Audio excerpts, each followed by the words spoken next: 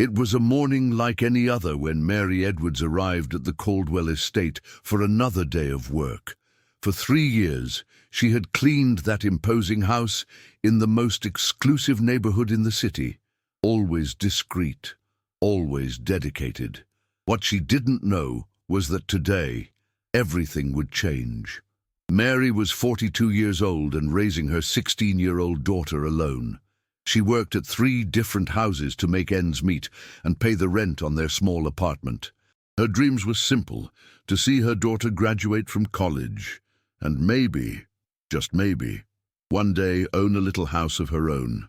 That morning, something felt different at the Caldwell estate. Mrs. Helen Caldwell, the wife of business mogul Robert Caldwell, seemed more nervous than usual. She paced back and forth, making whispered phone calls, and constantly checking to see if the doors were locked.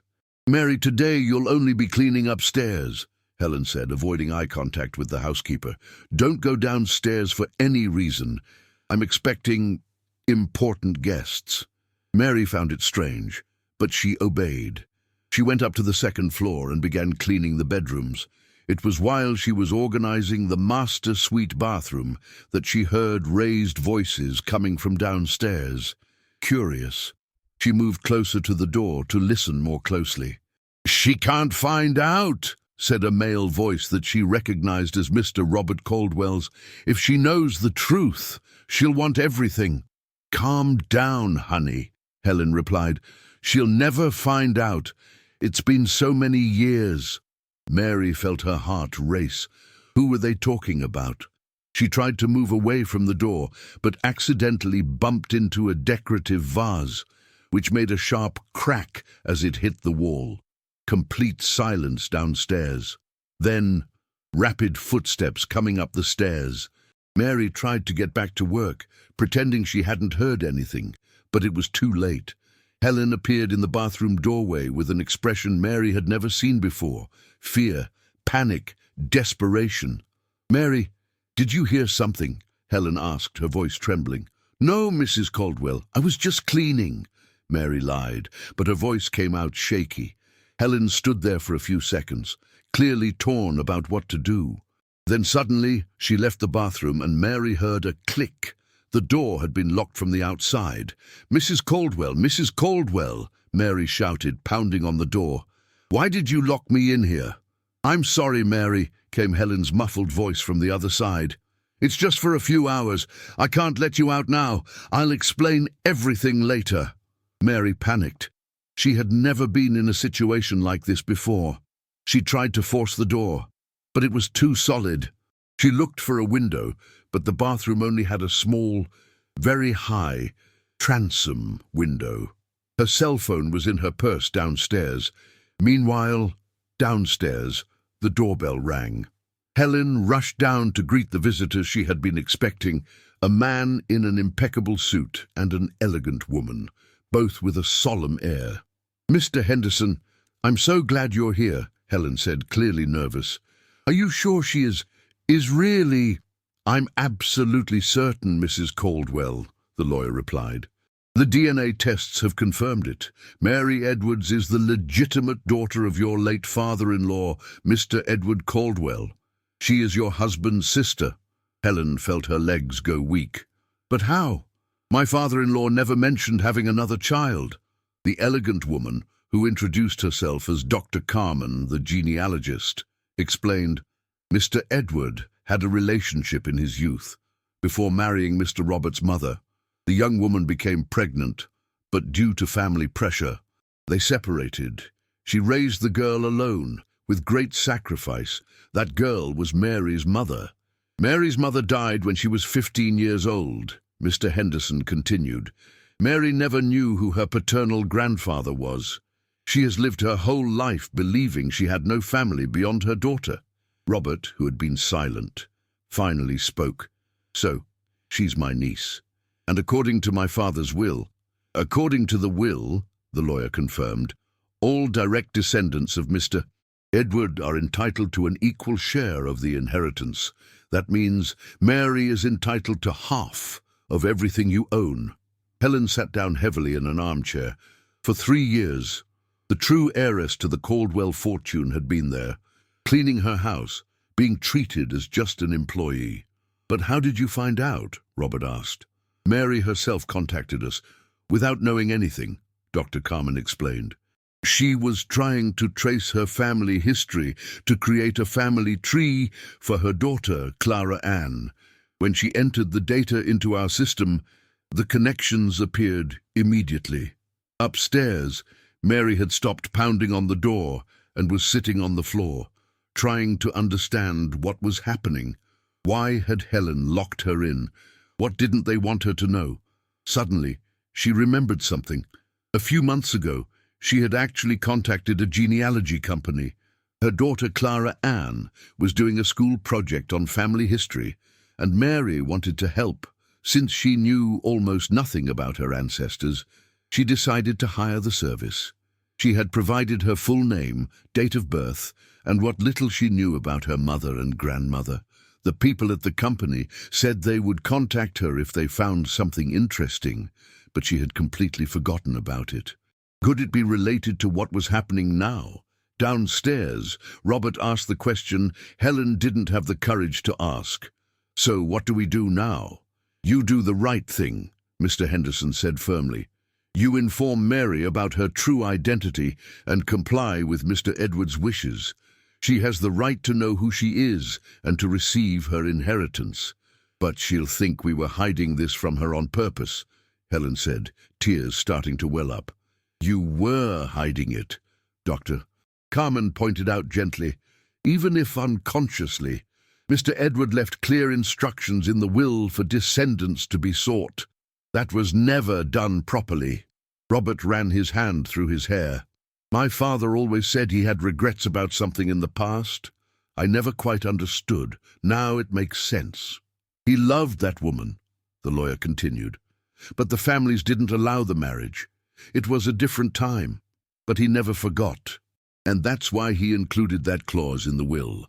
Helen stood up, determined. "You're right. I'll go get her now." As she climbed the stairs, Helen thought about how to explain everything. Mary had always been an exemplary employee, but more than that, she was a genuinely good person. She never gossiped, never asked for special favors, always treated everyone with respect and kindness. In fact, Helen had developed a real affection for Mary over the years. Sometimes they would chat about Mary's daughter, Clara Ann, about her dreams of seeing the girl graduate. Mrs. Helen always admired the strength and dignity with which Mary faced her hardships. Reaching the bathroom door, Mrs. Helen took a deep breath before unlocking it. "Mary, I am so sorry. I can explain everything now." Mary emerged, confused and frightened. "Mrs. Helen, what's going on? Why did you lock me in? Come with me, please.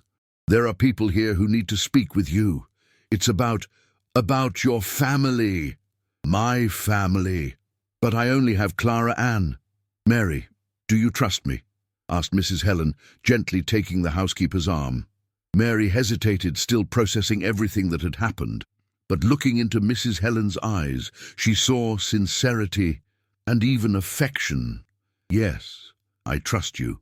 Together they walked downstairs to the main living room, where Robert, Mr. Henderson and Dr. Carmen were waiting. Mary grew even more confused, seeing unfamiliar faces in the house. "Mary," began Mrs. Helen gently, "do you remember a few months ago you contacted a company to research your family history?" "I do. To help Clara Ann with a school project, but they never contacted me." Dr. Carmen stepped forward. "Actually, we did. We sent a letter to your address, but it was returned. We later discovered that you had moved. That's why we came looking for you here." "Looking for me? But why?" Mr. Henderson opened a file and showed some documents. "Mary, we've uncovered some very important information about your family, information that will change your life." Mary sat down slowly, her heart pounding. "What kind of information?" "Are you familiar with the story of your maternal grandmother?" asked Dr. Carmen. "Very little. My mother said that she had a great love in her youth, but their families wouldn't allow them to be together. She raised my mother alone. His name was Edward, said Mr. Henderson softly. Edward Caldwell. Mary looked from Robert to Mrs. Helen, bewildered. Caldwell? Like you? Mary, said Robert, his voice thick with emotion. Edward was my father. That makes you my niece. The silence in the room was deafening. Mary looked at each face, trying to process the information. Your grandmother and my father loved each other very much, continued Robert. But back then, families had a lot of prejudice. She was from a simple family, and our family was very traditional. They were forced to separate when they discovered she was pregnant. Pregnant with my mother, Mary whispered. Exactly. My father always carried that guilt. He searched for them for years afterward, but never managed to find them. Your grandmother had moved to another city. Mrs. Helen approached and took Mary's hand. In his will, your grandfather left instructions for all his descendants to be found and to receive their share of the inheritance. We didn't do the search as we should have. Inheritance? Mary could barely speak. Mr. Henderson presented more documents. Mary, you are the rightful heir to half of the Caldwell family estate. This includes businesses, real estate, investments. The total value is approximately $80 million. Mary felt dizzy. 80 million. Your share is 40 million, confirmed the lawyer. Tears began to stream down Mary's face. They weren't tears of happiness for the money, but for the discovery that she had a family. Throughout her life, she had felt alone in the world, just her and her daughter. I have family, she murmured. I really have family. Robert approached. His eyes also filled with tears. You do, and we're so sorry that you found out like this, that we didn't search sooner. Did you know? Asked Mary. No, replied Mrs. Helen honestly. We only found out today, when they came to tell us.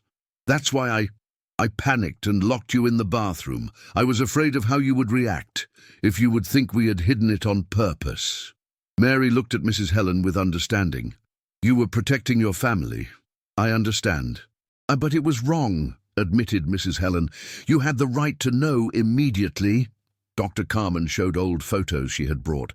These are photos of your grandfather Edward as a young man, and this one is of him with your grandmother. Mary took the photos with trembling hands. In the picture, she saw a handsome and elegant man next to a woman who was clearly her grandmother. She recognized the eyes, the smile. They looked radiant with happiness. They really loved each other, she said, gently touching the photo. Very much, confirmed Robert. My father spoke of her until the last days of his life.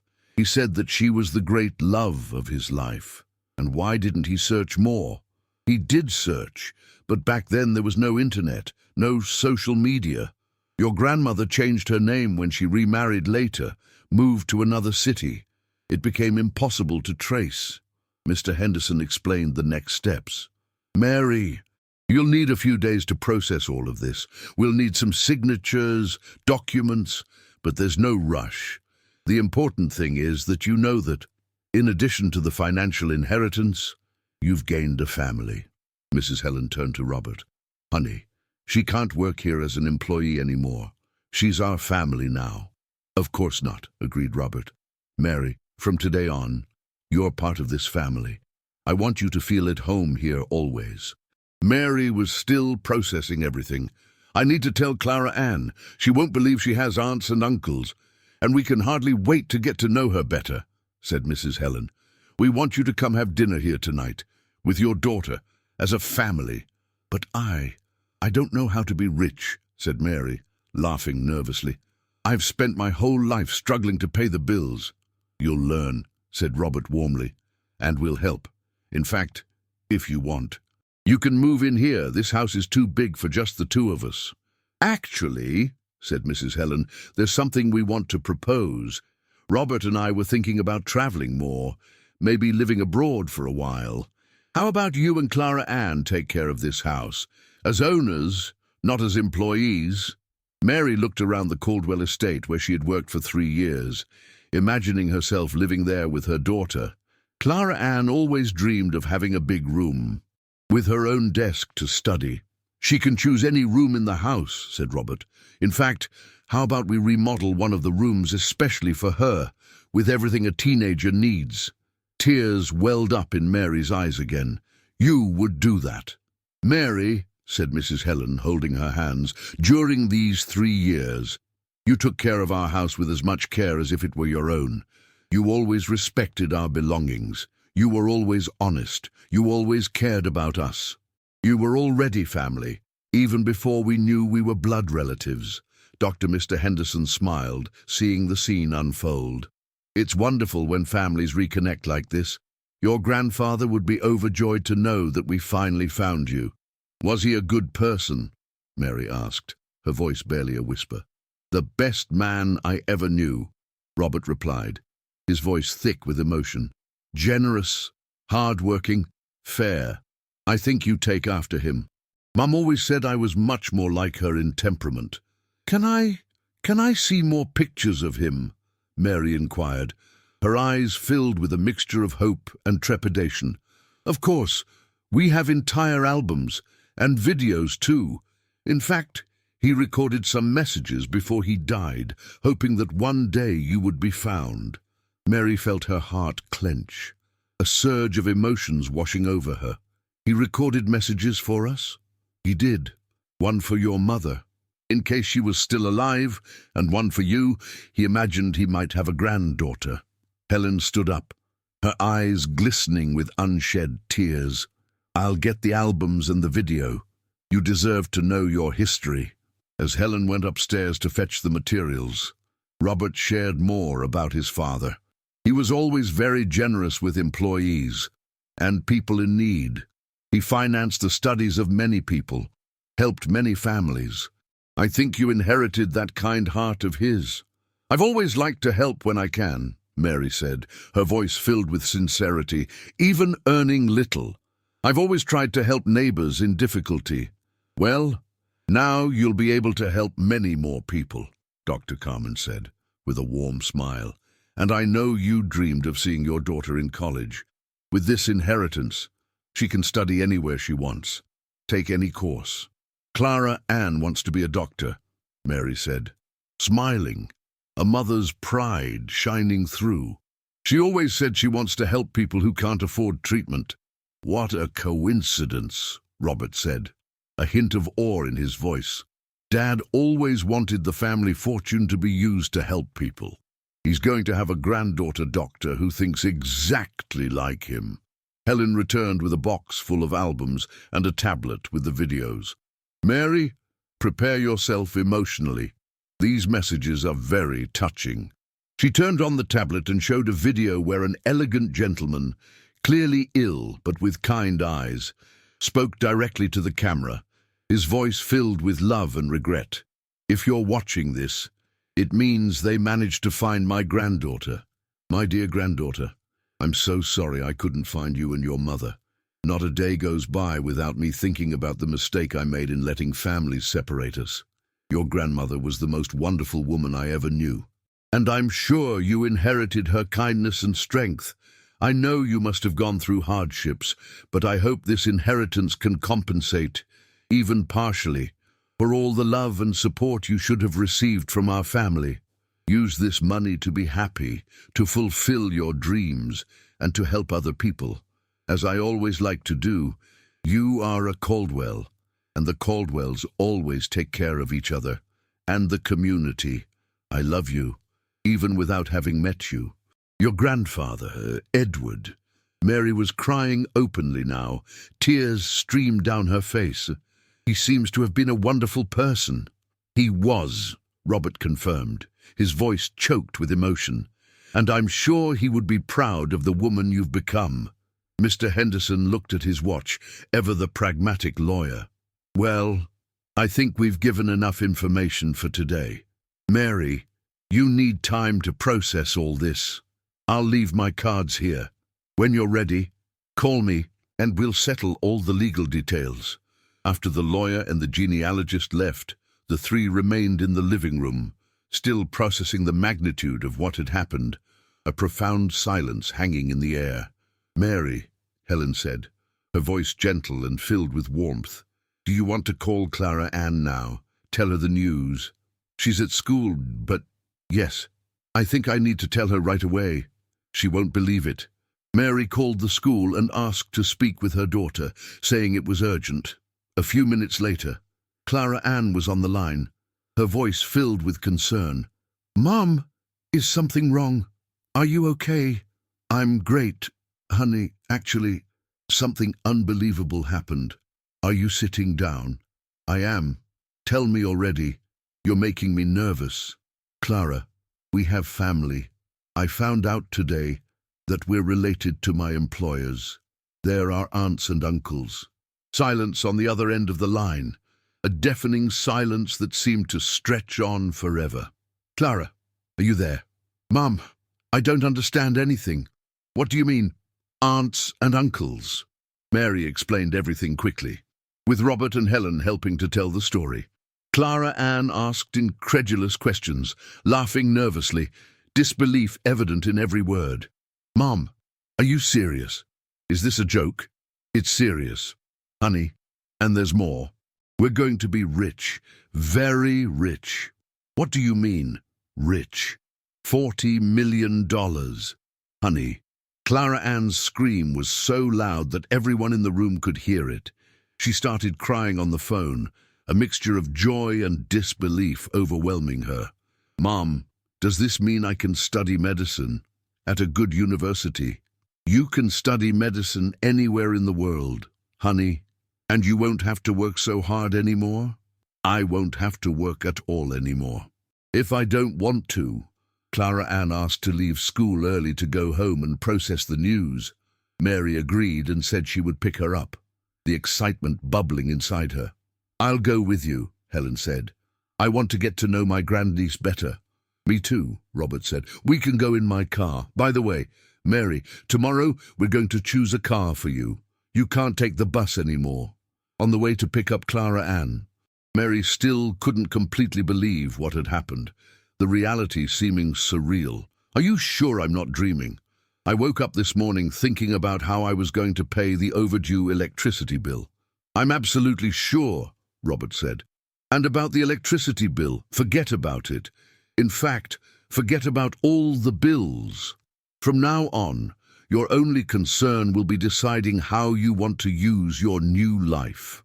"I want to continue helping people," Mary said, her voice filled with determination. "It's always been my dream to be able to help more." "Then let's set up a social project," Helen suggested, her eyes sparkling with excitement.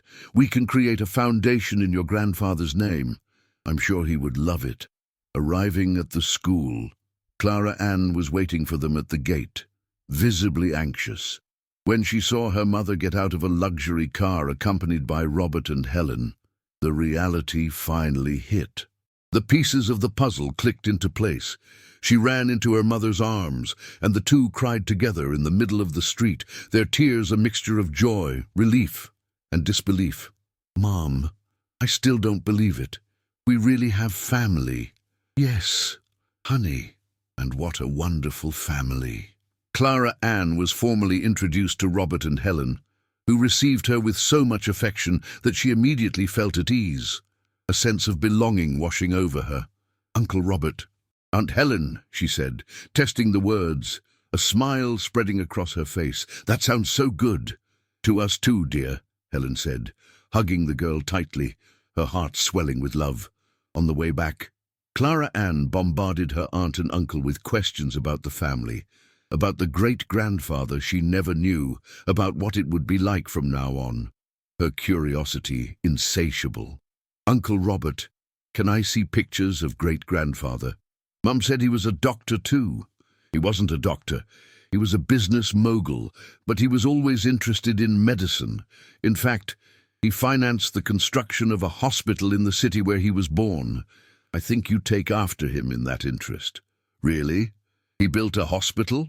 Her eyes widened in awe. "He built it, and he renovated schools, created scholarship programs. He was very generous." Clara Ann gazed at her mother. "Mom," she said softly, "now I understand where your drive to always help others comes from. Seems it truly does run in the family, Mary smiled warmly. Arriving back at the Caldwell estate, Mrs. Helen insisted on showing Clara Ann all the rooms, encouraging her to choose whichever she desired for her own. I can choose any of them, the young girl asked, her voice filled with disbelief. Absolutely anyone, dear, and we'll redecorate it exactly as you wish, Helen affirmed. Clara Ann eventually selected a spacious room boasting a stunning view of the lush gardens. Here, she declared, here I can study while gazing at the trees. It'll be perfect. Then it's settled, Robert announced with a smile. We'll call the decorators first thing in the morning. That evening, during a heartwarming dinner, they began planning their new life together. Mary shared her decision to dedicate herself to social projects, particularly focusing on assisting other women in situations similar to what she had previously endured.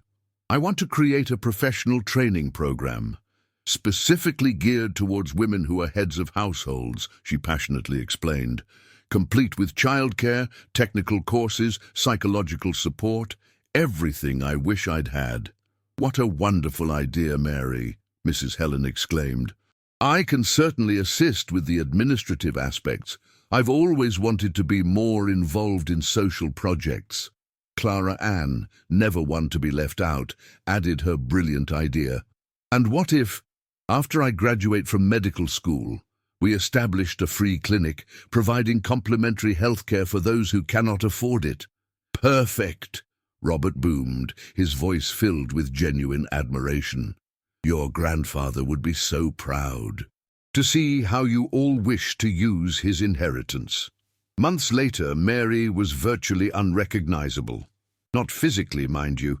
She remained the same kind and compassionate woman, but rather in terms of her newfound confidence and deep sense of personal fulfillment.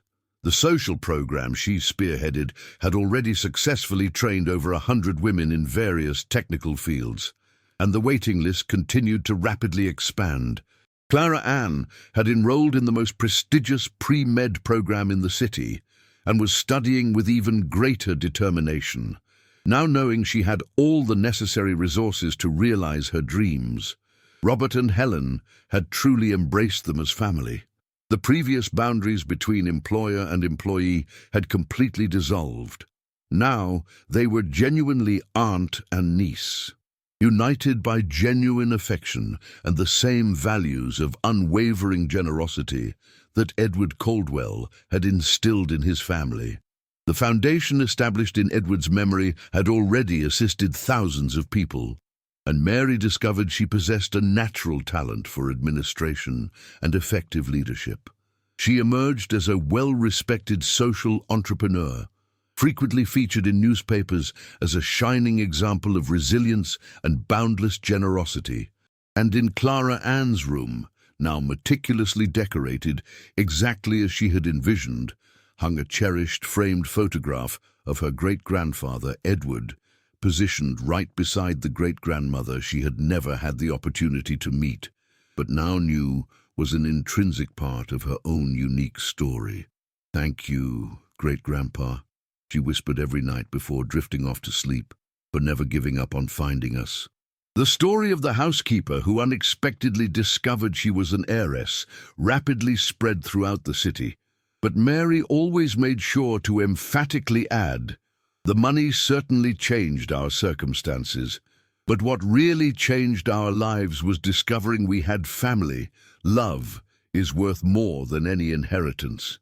And so, what initially began as a miscommunication, which left her inadvertently locked in a bathroom, had blossomed into the most wonderful discovery of Mary Edwards' life, that she had never been alone in the world, that she possessed deep roots, that she was part of a legacy of love and resilience that spanned generations, and that she could now build a future worthy of this inheritance that encompassed not only financial wealth, but more importantly, emotional and familial wealth. The truth had finally been revealed, and it was far more beautiful than anyone could have possibly imagined.